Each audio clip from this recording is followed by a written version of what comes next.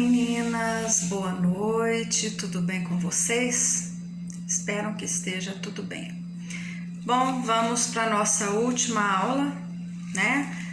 E a gente está encerrando hoje a nossa disciplina e em estudos avançados em educação. E logo após o vídeo eu estarei enviando a atividade avaliatória, que eu vou dar um prazo para vocês me retornarem, combinado? Então assim, prestem bastante atenção no vídeo de hoje, que eu vou estar fazendo uma retrospectiva para que vocês possam ter uma maior facilidade em realizar essas atividades. E também o assunto de hoje faz parte da atividade avaliatória, combinado? Então assim, vamos lembrar quais foram os assuntos da nossa última aula.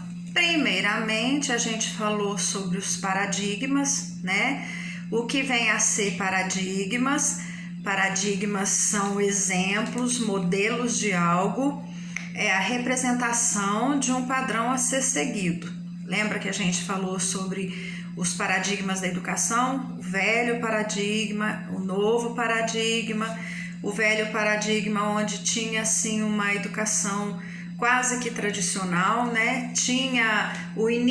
Teve o início da tecnologia, mas os professores se viam temerosos, preocupados, porque eles achavam que iam ser substituídos pelos computadores. E aí veio o novo paradigma. O novo paradigma, o que ele fez? Deu assim uma visão mais que global da tecnologia no uso da educação, né? E os professores puderam estar se preocupando em se formar a respeito da tecnologia, fazer cursos, se prepararem para trabalhar com a tecnologia, né? E a gente chegou à conclusão que mesmo com as tecnologias, o professor, ele nunca foi substituído. Ele sempre continuou a ser o mediador. Mesmo quando a gente se fala em educação à distância, a gente está sempre presente. Os professores estão sempre ministrando as aulas, né? Então, assim, não fomos substituídos pela máquina. O que acontece é o seguinte, é uma melhor adaptação e uma melhor chance e oportunidade para todas as pessoas terem acesso ao estudo. A gente vai entrar nesse assunto na nossa aula de hoje. O que mais que a gente falou na nossa aula passada? A gente falou de concepções da educação, né? Que a educação, da tecnologia da educação, ela tem 3 concepções. A concepção empirítica, que é a concepção de experiência imediata, a concepção racionalista, que vem a ser aquela de observar, compreender para depois realizar, né? E vem a concepção construtivista, que o próprio nome já diz. Vamos construir o nosso conhecimento. Então, assim, esses foram alguns dos assuntos que a gente falou na nossa última aula. E vamos dar continuidade à nossa aula, como eu disse para vocês, que hoje a gente ia entrar de fato na educação à distância, né? Então, assim, como a gente pode observar, as novas tecnologias vieram para novos experimentos, novas explorações, porque a gente tem uma gama enorme de maneiras para pesquisar, para realizar trabalho, para fazer as nossas atividades, né? Então, assim, o início da educação à distância foi alguns anos atrás, quando houve um instituto que se chamava Instituto Universal Brasileiro, não sei se vocês já ouviram falar, que ele fornecia cursos por correspondência. Então, assim, não eram cursos tão formais quanto os que a gente tem hoje, mas eram cursos que para a época era o suficiente. Então, assim, tinham vários cursos, principalmente para as mulheres, o que elas mais faziam era curso de corte e costura, Os homens tinham curso técnico de eletricista, de eletrotécnica. Então, assim, esse foi o primeiro modelo de educação à distância, que eram cursos feitos por correspondência, pelo correio. As pessoas recebiam as apostilas, estudavam em casa, praticavam em casa e recebiam seu diploma. Aí passou um tempo, foi melhorando um pouco mais os métodos, novos métodos passaram a ser utilizados e assim a tecnologia começou a se propagar na educação através da televisão, de rádio. E aí o que veio na televisão? Na televisão a gente tinha um programa, vocês já devem ter ouvido falar, apesar de ter sido alguns anos atrás, mas ele foi reprisado em alguns anos depois. Ele passava na época na Cultura, telecurso primeiro grau, telecurso segundo grau, tinha aulas de inglês, né? E depois, com o passar do tempo, a Globo também começou a passar, era bem cedinho, de manhãzinha ela passava as aulas de telecurso. Esse era um outro sistema de educação à distância, que naquela época já tinha, né? Não é tão antigo, mas se comparado com o que a gente tem hoje, era um pouquinho ultrapassado. Mas ainda tem alguma TV que ainda passa, mas assim, são reprises. Então muita coisa já está defasada, muitas informações já mudaram, né? Aí passou o tempo e o que aconteceu?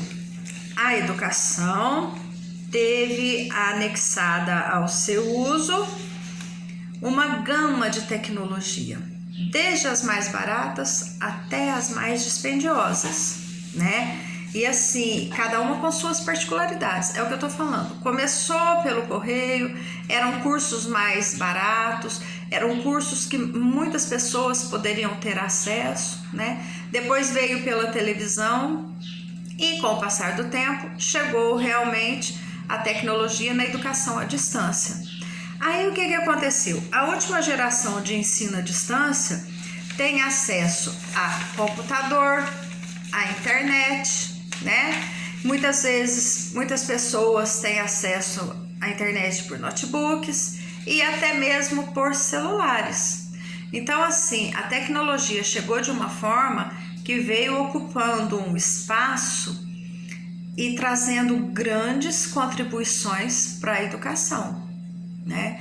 Então, assim, quais foram essas contribuições da tecnologia na educação à distância?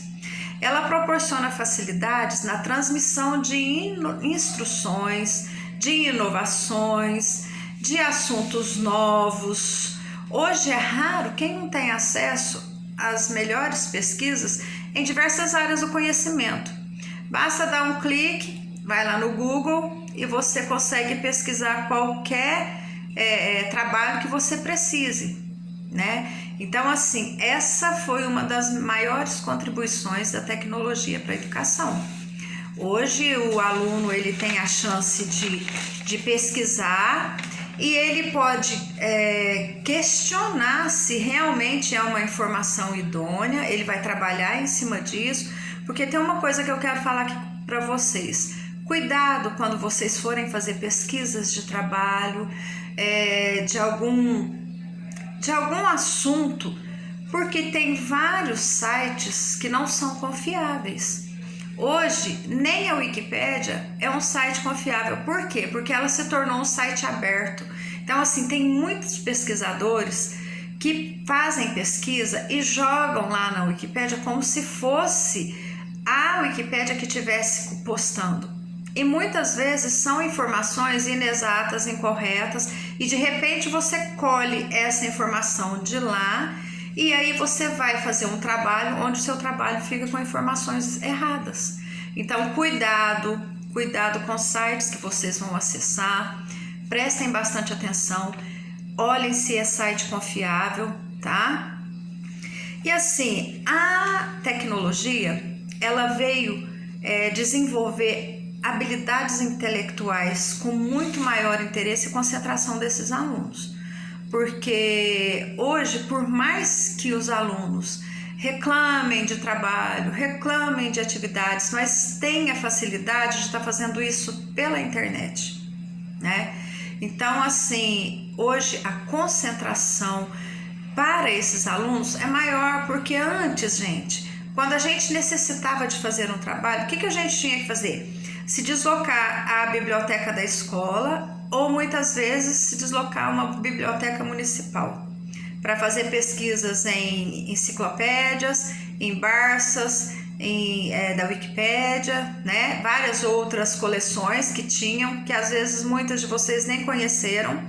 Hoje não, hoje você está no seu quarto, na sala da sua casa, você acessa a internet e você consegue qualquer informação de pesquisa do trabalho que você vai precisar realizar. E aí o que acontece? Você tem melhor concentração por estar num ambiente que você se identifica, que é a sua casa, né? Num ambiente mais tranquilo, no seu quarto. Então tudo isso veio contribuir para uma educação de estímulo maior para os alunos. E há um estímulo na busca dessas informações sobre assuntos variados, porque a gente tem uma gama de informações dentro do Google. E ali, assim, vocês podem pesquisar no Google, muitas vezes vocês vão e assistem vídeos no YouTube com certas informações que vocês precisam.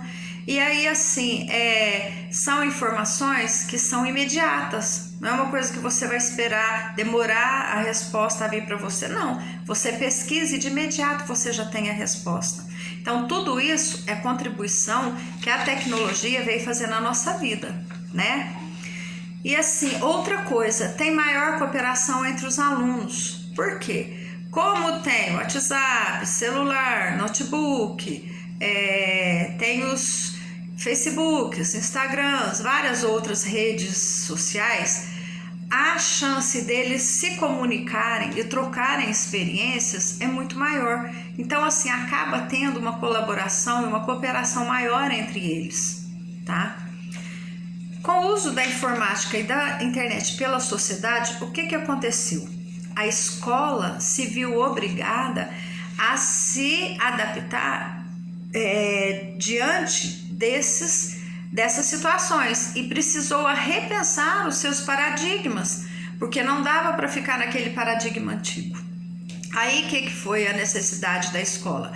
Ela passou a ter uma necessidade de colocar um laboratório de informática, muitas vezes lousas digitais, deixar à disposição dos alunos alguns notebooks para pesquisa dentro da escola, né? Então, assim, aquele velho paradigma de livros, apenas livros dentro da escola, ficou para trás. A escola teve que se adaptar a essa nova realidade, né?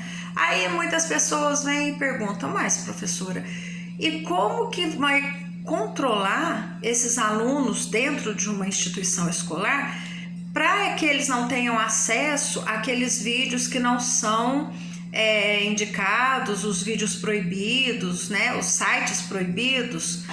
Quando a escola se coloca à disposição de ter um laboratório de informática e de fornecer a internet para os alunos dentro de uma escola, é apenas com o intuito de pesquisas. Quando vai ser instalado o sistema, o próprio técnico que vai instalar a internet na escola, ele já bloqueia todos os sites que não são confiáveis e que não são idôneos para os alunos. Então, assim, não tem nenhum risco dos alunos estarem acessando algum site que não seja site de pesquisas. Então, dentro de uma instituição escolar, os sites que eles vão ter acesso vão ser apenas sites de pesquisa, tá? Então, assim, não tem esse risco deles estarem entrando em sites que não sejam próprios para as idades, né? E hoje, assim, a gente tem que repensar nessa situação, porque a tecnologia está começando na educação infantil. Eu trabalhei numa escola particular, principalmente nas escolas particulares, e era o sistema positivo. Então, assim, o sistema disponibilizava para cada sala 4 tablets. Então, assim, eles já vinham todinho bloqueados pelo sistema positivo. As crianças teriam acesso, porque era uma escola particular de educação infantil, as crianças teriam acesso apenas às atividades de aprendizagem, né? Então, assim, a minha turma, elas tinham acesso à formação de palavras, sílabas, cores, formas geométricas, números, continhas. Tudo isso era direcionado para a faixa de idade que elas estavam. Então, assim, olha para vocês verem aonde a tecnologia já está começando, na educação infantil. E isso é um preparo para a vida dessa criança lá no futuro, né? Porque as gerações mais antigas, gente, hoje tem uma dificuldade muito grande de aprender a respeito da tecnologia. A maioria dos pais são os filhos que acessam, que ensinam, que gravam vídeos, que mostram para os pais como que entra no Facebook ou que entra no e-mail. Então, assim, hoje as crianças já estão aprendendo isso muito cedo, muito novo, e vai chegar numa vida adulta sem nenhuma dificuldade de estar trabalhando com a tecnologia, né? Então, assim, hoje, cada dia mais, as pessoas têm acesso aos estudos por meio da internet e pela educação à distância. Então, assim, as pessoas estudam em casa e podem acessar o cyberespaço da formação da aprendizagem à distância. O que vem a ser o cyberespaço? O cyberespaço é o espaço ligado à internet, né? Que ele não está em lugar nenhum. Por quê? Porque ele está em todos os lugares o tempo todo. Você acessou a internet, o cyberespaço vai estar lá.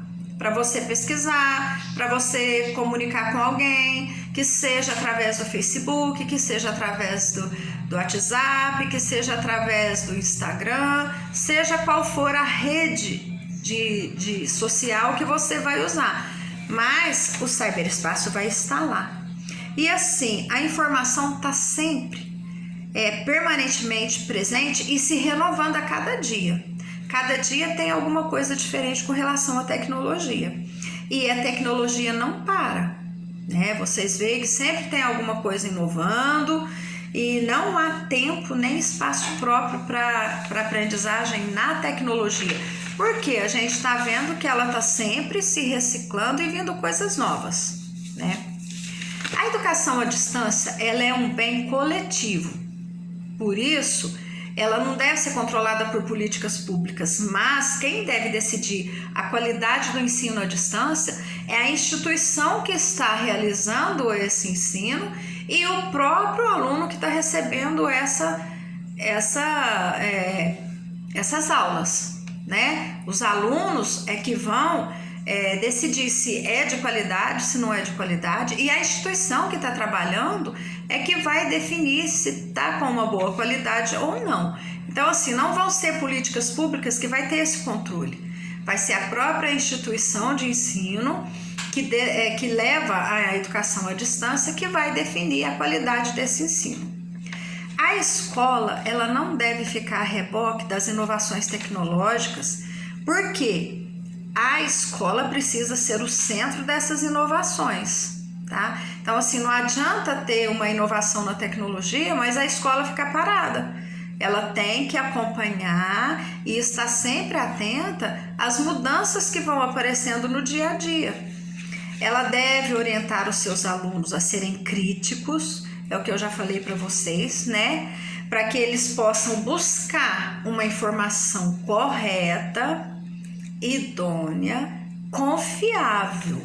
Porque o que eu disse para vocês, tem várias informações que vão fazer o aluno crescer e tem várias informações que muitas vezes vão deixar eles ou ultrapassados ou eles vão embrutecer. Por quê? Porque eles não vão saber se comunicar, porque são informações que estão erradas, e aí eles vão ser cobrados de uma forma que eles foram num site que não era idôneo, né? E aí, assim, O aluno precisa aprender a se comunicar, aprender a reciclar e a descobrir o que é bom e o que é errado, ruim, o que está certo e o que está errado, né? Ele vai acabar sendo um julgador daquela pesquisa que ele está fazendo. Ele tem que ter raciocínio próprio, raciocínio lógico, aprendizagem autônoma, porque o ensino à distância vai depender mais do aluno do que do ensino. Porque a instituição vai estar mandando o ensino, mandando as aulas, mas se o aluno não for acompanhar devidamente as aulas que ele recebe, ele não vai ter muito sucesso. E aí não adianta culpar o curso, culpar a instituição, porque na maioria das vezes vai depender muito mais do aluno do que da instituição, né? Por isso que eu disse para vocês que quem vai julgar se o ensino está de qualidade ou não é o aluno. E aí ele vai dar um retorno para a instituição para que ela saiba que atitude tomar, para saber se o ensino que ela está mandando é um ensino de qualidade, tá? Então assim, ó, vamos pensar na educação para o futuro. Tem um pensador, e ele é muito importante, não sei se vocês já ouviram falar, é Jacques Delors. O que ele fez? Ele colaborou na elaboração de um relatório da Unesco. O que é a Unesco? Organização das Nações Unidas para a Educação, Ciência e Tecnologia. Então, assim, ele colaborou na elaboração de um relatório sobre a Comissão Internacional da Educação. E aí, que ele diz o seguinte: a sociedade tem a necessidade de uma aprendizagem ao longo da vida toda. Então, assim, a gente não vai aprender agora e acabou. Não, nós vamos aprender a vida toda. Ao longo de toda a nossa vida, a gente vai estar aprendendo. Seja o que for, da maneira que for, do jeito que for, mas nós vamos estar aprendendo. A partir do momento que a gente estagnar e falar que já sabe tudo, pode-se dizer que a gente já está assim, quase que sem necessidade de realizar nada, né? Porque enquanto a gente tem um projeto e que a gente quer chegar a algum objetivo, a gente vai estar realizando um aprendizado, seja ele qual campo for, tá? E aí o que o Delors diz? Ele diz que a tecnologia da educação, ela precisa seguir alguns pilares. Então, assim, ele diz que a educação tem 4 pilares. São pilares da educação, mas ele vem colocar esses pilares também dentro da tecnologia. E quais são esses pilares?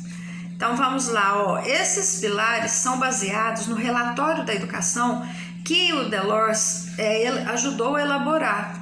Então ele diz o seguinte: os pilares da educação são 4: aprender a conhecer, aprender a fazer, aprender a conviver e aprender a ser. Esses são os 4 pilares. Aí nós vamos falar um pouquinho de cada um deles, colocando esses pilares na educação e tecnologia, tá? Então, assim, aprender a conhecer. O que a gente vai fazer? A gente vai ter o prazer de descobrir, construir, redescobrir o conhecimento. Vai ser a nossa curiosidade que vai aguçar toda a autonomia que a gente vai ter de aprendizagem. Não basta aprender a pensar, é necessário pensar a realidade, reconstruir essa realidade, renovar essa realidade, reinventar essa realidade para o futuro, tá? Porque a gente está vendo que a tecnologia ela está avançando cada vez mais. E se a gente não entrar nesse caminho e acompanhar essa inovação, a gente vai acabar ficando sem um conhecimento e vamos ficar ali dentro da ignorância tecnológica e vamos ter uma dificuldade muito grande de nos relacionarmos com as outras pessoas por causa de uma tecnologia que vem avançando cada dia mais, né? Aí o segundo pilar, aprender a fazer. Não tem como separar o aprender a fazer do aprender a conhecer. Por quê? Para saber fazer, a gente tem que conhecer, né? Então, não tem como a gente fazer alguma aula, algum projeto voltado para a tecnologia se a gente não conhecer a tecnologia primeiro. Então, primeiro a gente tem que conhecer essa tecnologia, buscar conhecer cada dia mais, reinventar, inovar, para depois a gente conseguir fazer. Primeiro conhecer e depois fazer, para que a gente possa estar realizando uma aprendizagem com sucesso, né? E assim, o fazer deixou de ser um instrumento só de pensamento. A gente não adianta ficar pensando eu vou fazer e não realizar. Então assim, hoje vale muito mais um profissional que tem competência social, o educador que tem iniciativa, que sabe se comunicar, sabe resolver conflitos, tem estabilidade emocional, a flexibilidade, porque com todas essas características ele vai conseguir se conhecer e vai conseguir fazer um ensino-aprendizagem de uma maneira bem favorável a seus alunos. Aí vem aprender a conviver.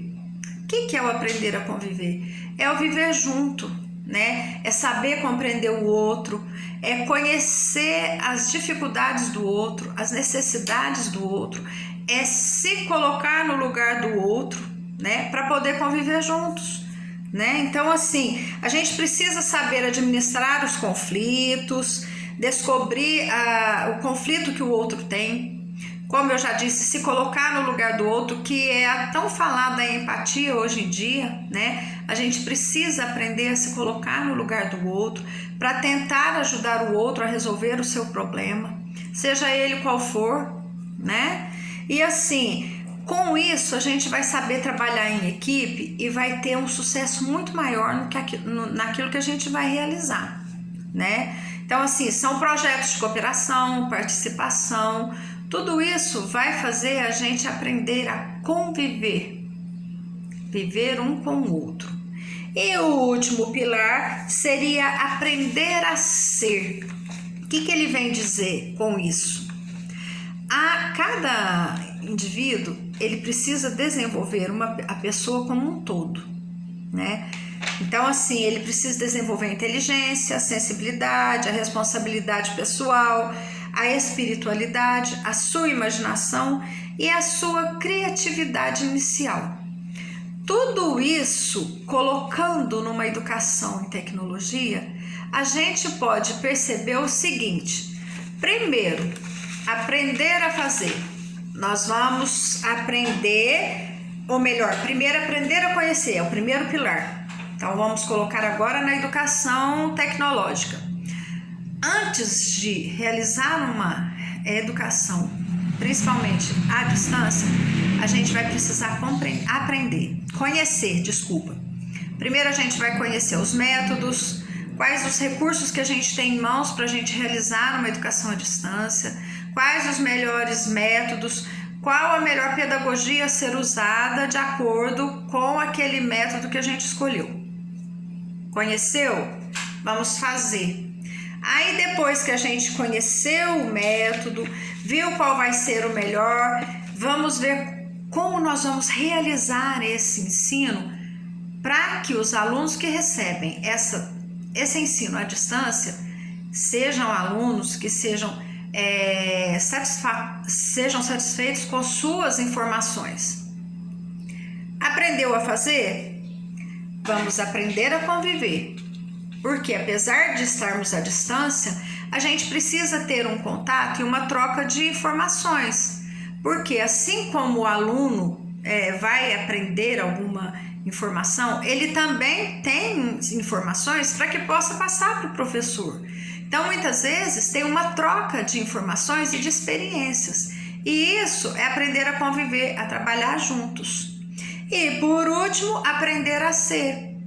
Cada um tem que descobrir a sua potencialidade, a sua inteligência emocional, o seu equilíbrio emocional. Muitas vezes, por estarmos à distância, às vezes a gente acha que não vai dar conta de realizar e a gente sabe que não é assim, né? Tem muita chance da gente estar conversando, trocando ideias e tirando as dúvidas que sejam necessárias para realizar uma aprendizagem. Certo, meninas? Então, assim, a nossa aula de hoje encerra aqui. E como eu disse para vocês, eu fiz uma retrospectiva no vídeo de hoje de várias questões que estão na atividade avaliatória.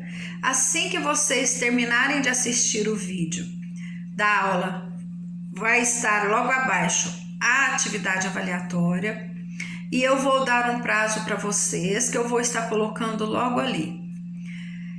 Como vocês vão me retornar essa atividade? Vocês podem me enviar no e-mail, eu vou deixar o meu e-mail logo abaixo, ou tirem uma foto da atividade e enviem no meu número privado do WhatsApp.